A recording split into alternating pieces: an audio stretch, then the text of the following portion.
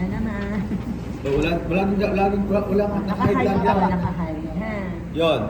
Additional ko lang sa literature nyo, yung LBGTOL participation in sports, wala kayong nilagay.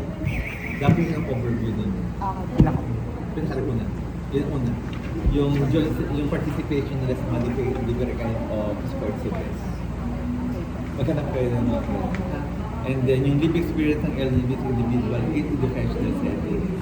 Ano ba yung mga live experience nila sa educational setting? Parang hindi, kasi actually pa natin yung exploration. So when you explore, siyempre hanapin yung participation nila sa sports. Ilang ba yung nag-join sa mga ganito. Or, and then, sa educational setting, sa atin naman, sa institution, ano ba yung kanilang participation? Ano ka yung experience nila individually sa educational setting? Okay, yun lang sa akin.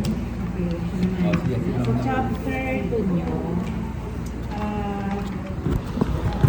inclusivity and it's important. So, you have to organize your discussion. So, ano ba yung una dapat? Meaning ng inclusivity. Importance in sports. Tapos, yung inclusion ng LGBTQIA practices. Philippine context. Okay? Or dito lang Kung ako. meron kayong, siguro 1 or 2 in the foreign, then pasok na kayo sa local. Philippine context, local, tapos sa loob. Okay? Then, awareness and acceptance. Then, you have to clarify whether awareness is participant experience, institutional factor, recommendation basis, or equality in school sports. So, suggestion, ilalagay nyo yung equal access, team selection, facilities, competition rule, treatment by official, discrimination, and impact. Okay, avoid making the literature review only problem focus. Kasi nag-focus lang kayo doon sa statement of the problem nyo, kung ano yung mga variable na nandoon. So, kailangan nyo rin ma-include yung resilience, support system. Kasi yun yung sa inyo, mag-prove pa, mag-support dun sa study nyo, mga positive experiences. Yes. Then, ally behavior, your research gap, yun ang mga ilalagay ninyo. Then, synthesis. Ano ba yung synthesis? Hindi lang basta ang gagawin ninyo is parang sinamarize mo lang siya. You have to correlate your study in the theory that you have gotten. So, parang halimbawa, ito yung study ninyo. So, according to ganito, ito yung theory niya. Kaya ito yung mga kinuha namin theory. Okay? Yes. So you have to include also kung ano yung mga alam na or already known, kung ano na yung mga nandyan. Then what remains unknown, ano ba yung mga kakulangan? Ito yung gap. Then why PUP needs investigation? Bakit mo siya kailangan ano yung yun dapat yung mga nasa?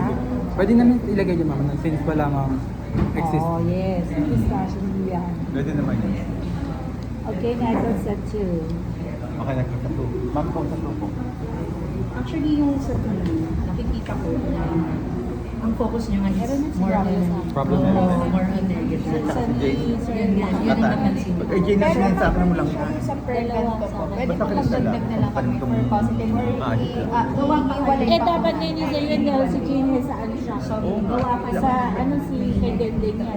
Pinaalam niya ng Tsaka yung Kasi isa, gagawa ako tsaka ng loading eh. Tsaka yung isa pa. Nagiging bias kayo. Lang kasi Shin. Wala mo sa akin Shin. Parang kasi, yun yung Sabi ko, gusto nyo. yung kay Shin.